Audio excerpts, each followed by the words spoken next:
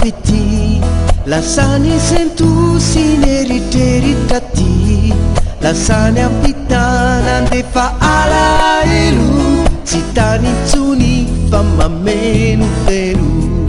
de lasako ny fananamorony izao mifono anitra fanantitroanao tonga mamaly sakiny rery mandefa embona mampifanotiny alahelo fotoana mahitsy misy padala antsika roa ihany zany ry malala fotoana mamiankafiziko indrindra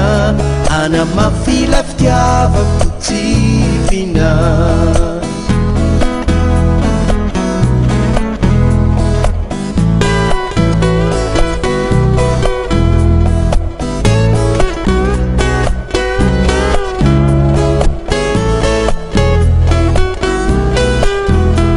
sambarana foy mandaltseo kaikinao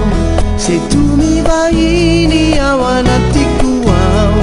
seto mitambolona amin'ny andro diabolana raha temanao asangambizay ny tanga de tapitra teo indray ny sentonamany afaka tam'zay ny alahelo falemany hitatotory maso isaina ny any atao rampitsoina yao manonatrany aminao fotoana mahitsy misy palala antsika roa ihany zany